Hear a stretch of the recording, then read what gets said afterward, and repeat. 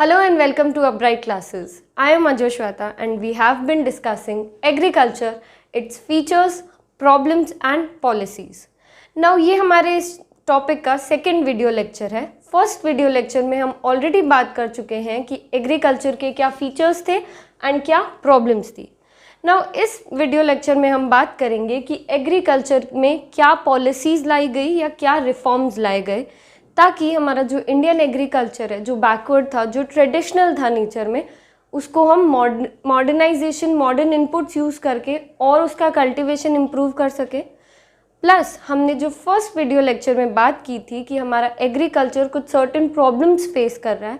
So obviously उन problems के लिए हमें एक सोल्यूशन चाहिए था.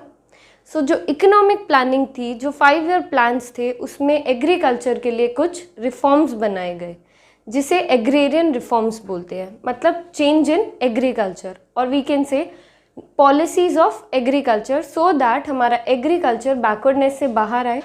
जो भी प्रॉब्लम्स हम फेस कर रहे थे, जिस वजह से हमारी प्रोडक्टिविटी इंक्रीज़ नहीं हो पा रही थी, हमारे यहाँ लो प्रोडक्टिविटी थी, हमारे जो फार्मर्स थे वो पुअर थे, उन सबको पॉवर्टी से बाहर निकालने के लिए एंड प्रोडक्टिविटी इम्प्रूव करने के लिए हमारी 5 ईयर प्लान्स में एग्रीकल्चर के लिए कुछ रिफॉर्म्स लाए गए, कुछ पॉलिसीज़ लाई गई.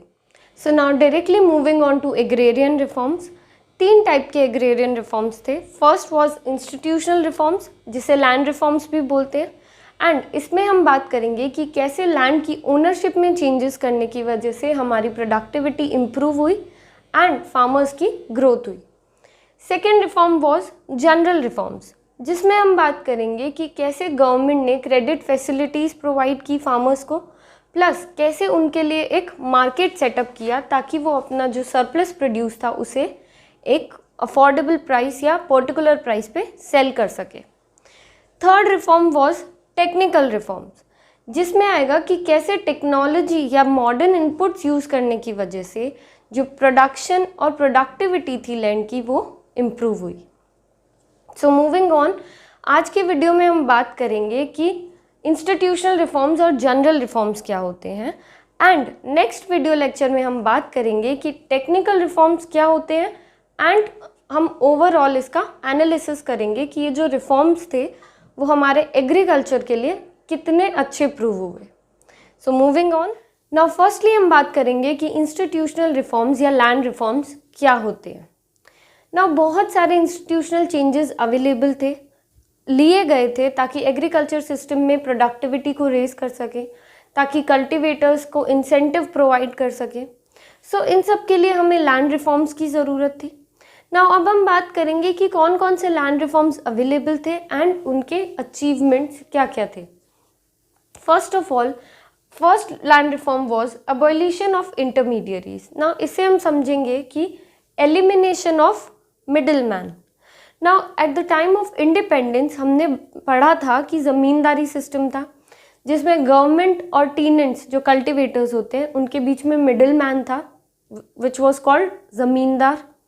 नाउ ये जो ज़मींदार थे ये टीनेंट्स को एक्सप्लॉइट करते थे, अपनी फार्म पे, अपने लैंड पे उनको काम करवाते थे एंड उनसे रेंट भी लेते थे. एंड ये जो रेंट उनसे लेते थे वो इस लैंड पे इन्वेस्ट भी नहीं करते थे ताकि लैंड की जो क्वालिटी है वो इम्प्रूव हो या कुछ फैसिलिटीज़ प्रोवाइड की जाए ताकि हमारी प्रोडक्शन और प्रोडक्टिविटी इम्प्रूव हो. सो हमने पढ़ा था कि इंडिपेंडेंस के टाइम पे इंडिया सेल्फ सफिशिएंट भी नहीं थी फूड ग्रेन में एंड हमें इम्पोर्ट करना पड़ता था फूड ग्रेन्स को भी.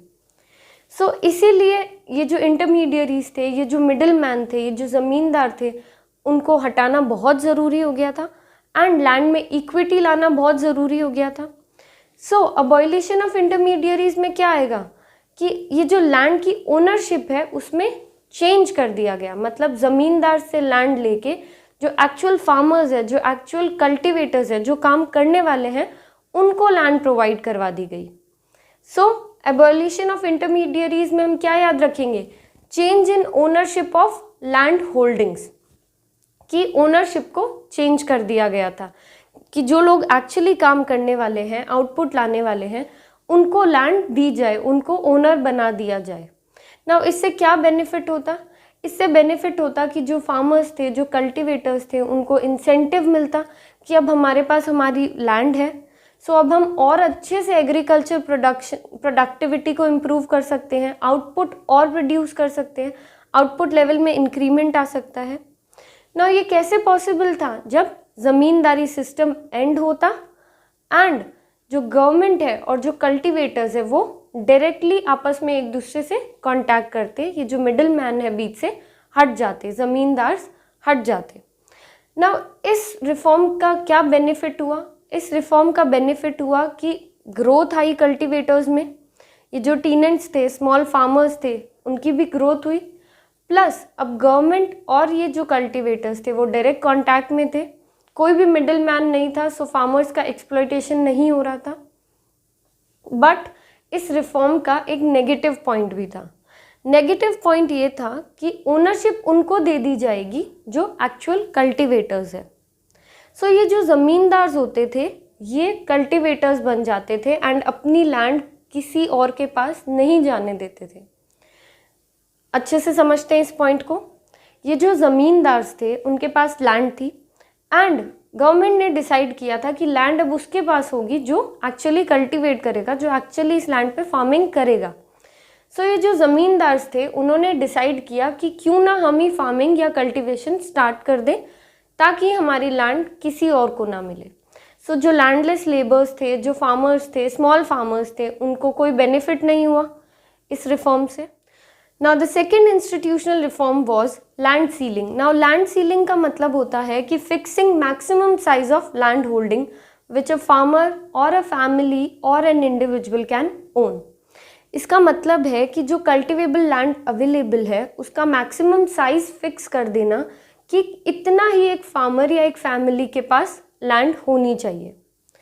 So now अब ये जो surplus land थी, जो इस लिमिट के बाहर की लैंड थी, मैक्सिमम साइज फिक्स कर दिया गया था ना। अगर कोई फैमिली या कोई इंडिविजुअल इससे ज़्यादा लैंड ओन कर रहा है तो वो जो सरप्लस लैंड थी वो गवर्नमेंट रिज्यूम कर लेती थी एंड रीडिस्ट्रीब्यूट कर देती थी, किसमें? लैंडलेस फार्मर्स में या स्मॉल फार्मर्स में। जिनके पास बिल्कुल भी लैंड नहीं है उनको रीडिस्ट्रीब्यूट कर देती थी ना। इसका पर्पस क्या था? इसका पर्पस था कि ये जो कंसंट्रेशन है लैंड का कुछ जनों के पास, मतलब बहुत सारी लैंड है सिर्फ कुछ लोगों के पास, उनसे वो लैंड ले ली जाए एंड जिनके पास बिल्कुल लैंड नहीं है उनको वो लैंड दे दी जाए ताकि इक्विटी हो। And equity was our main motive, क्योंकि हमें poor section of the society का भी अपलिफ्टमेंट करना था, उनका भी स्टैंडर्ड रेज करना था। सो पर्पस क्या था? ताकि सबके पास इक्वली लैंड अवेलेबल हो एंड कल्टीवेशन आउटपुट इंक्रीज हो। बट लैंड सीलिंग में एक प्रॉब्लम देखी गई कि ये जो ज़मींदार थे जिनके पास बहुत सारी लैंड थी एंड वो अपनी लैंड नहीं देना चाहते थे किसी को भी, या गवर्नमेंट को भी नहीं देना चाहते थे, सो उन्होंने प्रॉब्लम्स क्रिएट की लेजिस्लेशन में एंड उन्होंने अपने जो अपने रिलेटिव्स थे उनको ये लैंड दे दी, बजाय कि वो जो लैंडलेस लेबर्स है या स्मॉल फार्मर्स है उनको दे। उन्होंने ये लैंड जो एक्स्ट्रा सरप्लस लैंड थी अपने ही रिलेटिव्स को दे दी। सो इससे अगेन पुअर फार्मर्स का कोई भी अपलिफ्टमेंट या उनको कोई बेनिफिट नहीं हुआ। Now the third point was tenancy reforms. Now हमने पढ़ा था कि ये जो ज़मींदार थे वो टीनेंट से रेंट लेते थे एंड ये रेंट फिक्स नहीं थी। ये ज़मींदार जो थे वो कितनी भी रेंट चार्ज कर सकते थे जो कल्टीवेटर्स थे उनसे। सो ये रोकने के लिए एंड टीनेंट्स का एक्सप्लॉयटेशन बंद करवाने के लिए इंस्टीट्यूशनल रिफॉर्म्स में ये जो रेंट थी वो फिक्स कर दी गई थी। जो भी टीनेंट्स रेंट पे करते थे उसका अमाउंट फिक्स कर दिया गया था एंड ये amount 1/3 of their crop value था। जितनी भी क्रॉप ग्रो होगी उसकी 1/3 वैल्यू उनकी रेंट होगी, उससे ज़्यादा रेंट उनको पे नहीं करना। सो इससे हमारे टीनेंट्स का बेनिफिट हुआ। Next was consolidation of land holdings. Now consolidation of land holdings होता है कि फार्मर्स को लैंड प्रोवाइड करो at one place as a replacement of their small and scattered land here and there. मतलब कि उनकी जो छोटी छोटी लैंड है यहाँ वहाँ जो उनको लैंड मिल रखी है उसको रिप्लेस करके उनको एक जगह पे लैंड प्रोवाइड करवा दो, जिससे कि क्या होगा, जिससे कि प्रोडक्टिविटी इम्प्रूव होगी एंड मैक्सिमम आउटपुट प्रोड्यूस होगा। And the last reform was cooperative farming. Now cooperative farming होता है कि जो छोटे छोटे फार्मर्स होते हैं वो जॉइंट फार्मिंग करते हैं। उससे क्या बेनिफिट होता है? उससे बेनिफिट होता है कि वो साथ मिल के उस लार्ज स्केल पे आउटपुट प्रोड्यूस कर सकते हैं एंड जो बेनिफिट होता है वो भी ले सकते हैं, प्लस साथ में मिलके वो लोग इनपुट्स बाय कर सकते हैं एट लोअर प्राइसेस एंड क्योंकि उन्होंने ज़्यादा प्रोड्यूस किया है तो वो उसको हायर प्राइसेस पे सेल कर सकते हैं। इन शॉर्ट, अगर कोऑपरेटिव फार्मिंग होती है, जो स्मॉल फार्मर्स होते हैं जो मॉडर्न टेक्नोलॉजीज़ को, मॉडर्न इनपुट्स को बाय नहीं कर सकते हैं, वो जॉइंट फार्मिंग करते हैं एंड उस जॉइंट कल्टीवेशन से वो ज़्यादा प्रोड्यूस करते हैं क्योंकि वो उन मॉडर्न इनपुट्स को बाय कर सकते हैं एंड वो भी बेनिफिट्स ले सकते हैं। ये थे हमारे इंस्टीट्यूशनल रिफॉर्म्स जिसमें हमने बात की कि हमारी लैंड की ओनरशिप में चेंजेस आए, हमारी जो लैंड थी वो स्मॉल फार्मर्स और लैंडलेस लेबर्स को भी प्रोवाइड की गई, टीनेंट्स का रेंट फिक्स कर दिया गया ताकि उनका और एक्सप्लॉयटेशन ना हो, प्लस फार्मर्स को लैंड प्रोवाइड करवाई गई एक ही जगह पे ताकि वो ज़्यादा से ज़्यादा आउटपुट प्रोड्यूस करें। एंड लास्टली कोऑपरेटिव फार्मिंग हुई ताकि सभी जो फार्मर्स है, स्मॉल फार्मर्स भी है, वो भी मॉडर्न इनपुट्स का फ़ायदा ले सके या बेनिफिट हो सके उससे। हमारे इंस्टीट्यूशनल रिफॉर्म्स या लैंड रिफॉर्म्स के दो ऑब्जेक्टिव थे। पहला ऑब्जेक्टिव था कि जो टिलर्स ऑफ द सॉइल है उनका एक्सप्लॉयटेशन बिल्कुल ख़त्म कर दिया जाए एंड उनको लैंड प्रोवाइड कर दी जाए ताकि वो सरप्लस जनरेट कर सके एंड उस सरप्लस से वो वापस से इन्वेस्ट कर सके उस फार्म पे या उस लैंड पे, जिससे कि क्या होगा, लैंड की क्वालिटी या फर्टिलिटी इम्प्रूव होगी and again maximum output produce होगा and agriculture productivity and production बढ़ेगा। हमारा मोटिव यही था कि agriculture production and productivity improve हो। सेकेंड ऑब्जेक्टिव था लैंड रिफॉर्म्स का to promote equality in rural economy, मतलब रूरल एरियाज़ में इक्वालिटी आ जाए एंड जिनके पास जो स्मॉल फार्मर्स है, जो लैंडलेस लेबर्स हैं, उनको भी लैंड प्रोवाइड कर दी जाए ताकि सबके पास एम्प्लॉयमेंट अपॉर्चुनिटीज़ हो एंड सब इक्वली प्रोड्यूस कर रहे हैं इकोनॉमी को बैकवर्डनेस से बाहर निकालने के लिए। ये थे हमारे लैंड रिफॉर्म्स। ना हमारा सेकेंड एग्रेरियन रिफॉर्म था जनरल रिफॉर्म्स।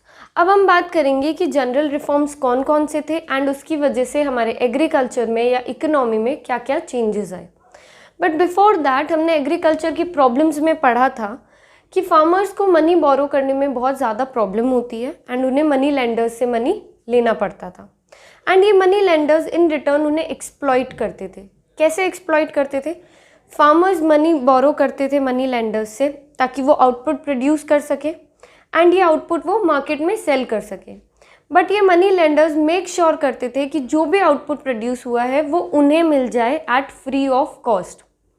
नाउ अगर फार्मर अपना आउटपुट मार्केट में नहीं सेल कर पाएगा तो वो इनकम अपनी नहीं बढ़ा पाएगा और अगर कोई इनकम ही नहीं होगी तो वो अपने लोन का रीपेमेंट नहीं कर पाएगा, जिससे कि अगेन वो पुअर रह जाएगा, उसके पास कोई भी पैसा नहीं होगा खुद के लिए, खुद की फैमिलीज़ की नीड कंप्लीट करने के लिए या फुलफ़िल करने के लिए। इस प्रॉब्लम को सॉल्व करने के लिए हमारी गवर्नमेंट ने प्लानिंग की एंड जनरल रिफॉर्म्स का फर्स्ट रिफॉर्म बनाया provision of credit. Now provision of credit होता है कि institutional facilities, credit facilities provide की गई to farmers through various commercial and cooperative banks. Now ये जो इंस्टीट्यूशनल बैंक्स थी, कोऑपरेटिव एंड कमर्शियल बैंक्स थी, ये लो रेट ऑफ इंटरेस्ट पे फार्मर्स को मनी प्रोवाइड करती थी। नाउ नाबार्ड सेटअप किया गया, नाबार्ड इस्टेब्लिश किया गया। NABARD is national bank for agriculture and rural development. ये इस्टेब्लिश किया गया एंड ये इनडायरेक्टली फार्मर्स को मनी लैंड करता था। इनडायरेक्टली कैसे लैंड करता था? ये नाबार्ड मनी पहले लैंड करता था कोऑपरेटिव एंड कमर्शियल बैंक्स को, देन ये कोऑपरेटिव एंड कमर्शियल बैंक्स आगे मनी लैंड करते थे फार्मर्स को at low rate of interest. इसीलिए बहुत सारे रूरल एरियाज़ के लिए बैंक्स बनाए गए, जैसे regional rural development banks and all.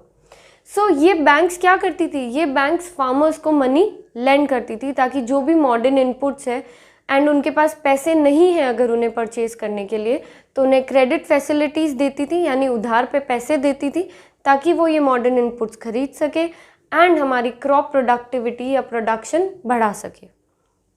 सो 72% जो इंस्टीट्यूशनल क्रेडिट है वो प्रोवाइड करती थी commercial and cooperative banks to the farmers, यानी कि ऑलमोस्ट 72% फार्मर्स या इतनी ज़्यादा क्रेडिट फैसिलिटीज़ फार्मर्स को प्रोवाइड करी जा रही थी ताकि एग्रीकल्चर की प्रोडक्टिविटी इन्हांस हो जाए।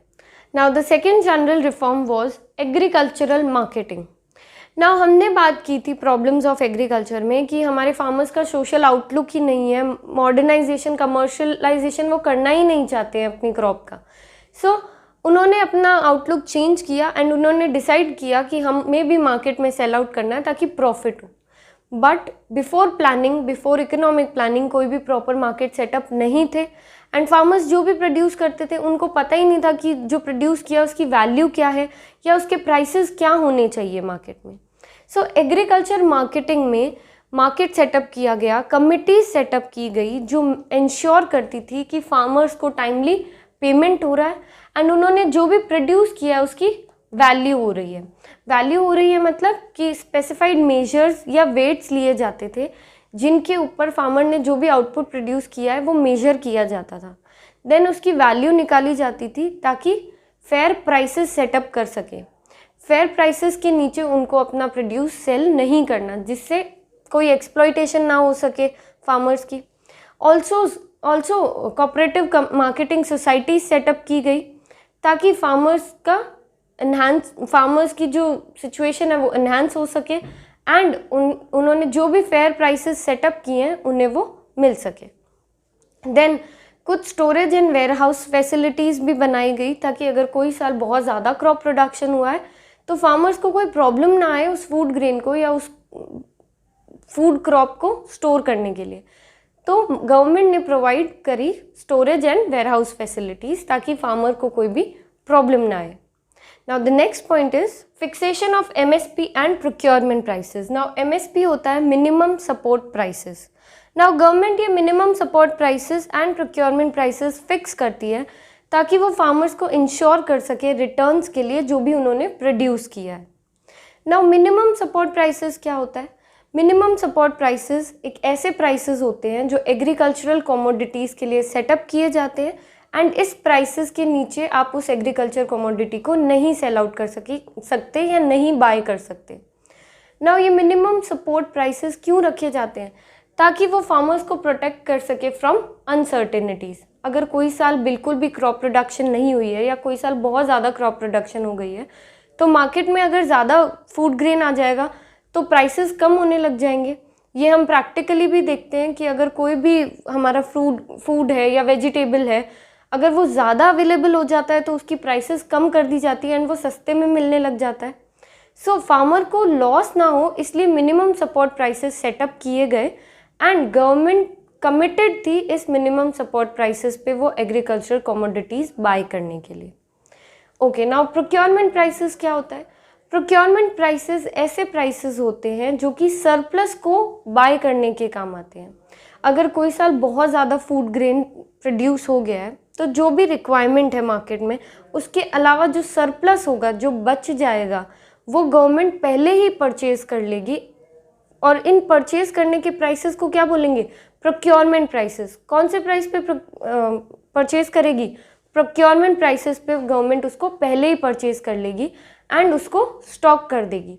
नाउ अब हम इसको स्टॉक क्यों कर देंगे? स्टॉक इसलिए कर देंगे ताकि अगर कोई भी अनसर्टेनिटीज़ आए in the near future. Now fourth point is related to the third, food security system. Now अगर कोई भी अनसर्टेनिटी आई या फिर कोई भी साल बहुत ज़्यादा लो प्रोडक्शन थी, सो ये जो स्टॉक किया हुआ फूड ग्रेन है ये काम आता है फूड सिक्योरिटी सिस्टम में लोगों को प्रोवाइड करने के लिए। नाउ ये जो प्रोक्योरमेंट प्राइसेस होती थी ये हायर होती थी मिनिमम सपोर्ट प्राइसेस से। So food security system establish किया गया in the form of public distribution system. Now public distribution system होता है कि एक ऐसा सिस्टम जो इंश्योर करता है कि फूड ग्रेन की अवेलेबिलिटी होएगी at cheaps and discounted rates. Now अगर कोई स्मॉल फार्मर है या कोई पुअर पीपल है जो अफोर्ड नहीं कर सकता है फूड को, तो ये पीडीएस जो था वो मेक श्योर करता था कि फूड ग्रेन की अवेलेबिलिटी होएगी एंड चीप रेट्स पे होगी। प्लस हमने थर्ड पॉइंट में बात की थी कि स्टॉक कर लेते हैं। नाउ स्टॉक क्या होता है? Maintaining a reservation of food grain, ताकि अगर कोई साल अवेलेबिलिटी नहीं है फूड की या फिर कोई साल फूड ग्रेन नहीं प्रोड्यूस हुआ तो उस टाइम पे ये काम आते थे एंड लोगों को फूड ग्रेन सप्लाई करते थे।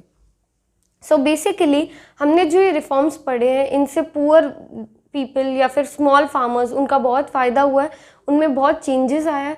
क्योंकि अगर फार्मर ने बहुत ज़्यादा प्रोड्यूस कर दिया है तो उसको अब टेंशन लेने की ज़रूरत नहीं है, क्योंकि गवर्नमेंट है उनके लिए storage and warehouse facility provide करवाने के लिए। एंड अगर कोई साल उनको बिल्कुल भी प्रोडक्शन नहीं हुआ है तो अगेन गवर्नमेंट है एंड गवर्नमेंट उनको फूड ग्रेन्स प्रोवाइड कराएगी, प्लस अफोर्डेबल रेट्स पे प्रोवाइड करवाएगी। सो फार्मर के लिए बहुत ज़्यादा कन्वीनियंट हो गया है अब कुछ प्रोडक्शन करना। अब वो सिर्फ प्रोडक्शन पे ध्यान रख सकते हैं, ना कि बाकी की टेंशन्स पे। Now the last general reform was agricultural subsidy policy. Now in this policy government ने डिसाइड किया कि जो भी इनपुट्स है लाइक फर्टिलाइजर्स, इरिगेशन फैसिलिटीज़ या पावर, वो अफोर्डेबल प्राइसेस पे फार्मर्स को अवेलेबल करवाई जाए। नाउ सब्सिडी का यहाँ पे एग्रीकल्चरल कॉन्टेक्स्ट में मतलब है कि जो भी इनपुट्स थे जैसा कि इरिगेशन फैसिलिटी, फर्टिलाइजर्स, वो फार्मर्स को मार्केट रेट से भी कम रेट्स में प्रोवाइड कराया जाए। सब्सिडी का मतलब होता है कि discount by the government to make things available to the public at affordable prices. Affordable prices पे चीज़ को, कॉमोडिटी को अवेलेबल कराना पब्लिक को। नाउ गवर्नमेंट का ये काम होता है कि वो सब्सिडी प्रोवाइड करे ताकि जो मॉडर्न इनपुट्स है वो लो प्राइसेस पे मिल जाए एंड जिससे कि फार्मर्स मोटिवेट हो इन मॉडर्न इनपुट्स को यूज़ करने के लिए। नाउ अगर फार्मर्स ये मॉडर्न इनपुट्स यूज़ करेंगे तो ऑब्वियसली एग्रीकल्चरल प्रोडक्शन इंक्रीज़ होगा, एग्रीकल्चरल प्रोडक्टिविटी इंक्रीज़ होगा। क्योंकि फार्मर बहुत ज़्यादा पुअर होते हैं एंड उनके पास कोई भी इनकम नहीं होती है ये मॉडर्न इनपुट्स खरीदने के लिए, सो गवर्नमेंट सब्सिडी प्रोवाइड कराती है एंड ये एग्रीकल्चरल इनपुट्स उनको एट डिस्काउंटेड रेट्स प्रोवाइड करवाती है। सो ये थे हमारे जनरल रिफॉर्म्स। नाउ एक छोटी सी डिबेट होती है कि क्या गवर्नमेंट को सब्सिडी प्रोवाइड करवानी चाहिए या नहीं करवानी चाहिए। नाउ फर्स्ट ऑफ ऑल हमने बात की कि सब्सिडी क्या होता है। सब्सिडी होता है कि इनपुट्स को, कमोडिटीज़ को अवेलेबल करवाना एट अफोर्डेबल प्राइसेस। नाउ पहले हम बात करेंगे कि सब्सिडी हमारे लिए क्यों ठीक है, फिर हम बात करेंगे कि सब्सिडी क्यों नहीं प्रोवाइड करवानी चाहिए। फर्स्ट ऑफ ऑल, फार्मिंग एक बहुत ज़्यादा रिस्की बिजनेस है एंड पुअर फार्मर्स नहीं अफोर्ड कर सकते कि वो मॉडर्न इनपुट्स को परचेज़ करें, इसलिए सब्सिडी की ज़रूरत है। सेकेंडली, अगर कोई भी न्यू टेक्नोलॉजी आई है तो फार्मर्स उनको कैसे यूज़ करेंगे जब सब्सिडी प्रोवाइड की जाएगी, वरना वो ऑलरेडी पुअर है, वो क्यों रिस्क लेंगे कि कोई भी न्यू टेक्नोलॉजी अडॉप्ट करें एंड उनका जो भी लैंड है, जो भी फर्टिलिटी है वो ख़त्म हो जाए। सो उनका ये माइंड चेंज करने के लिए गवर्नमेंट को सब्सिडी प्रोवाइड करवानी पड़ेगी ताकि वो मॉडर्न इनपुट्स को परचेज कर सके एंड मोटिवेट हो सके उनको यूज़ करने के लिए।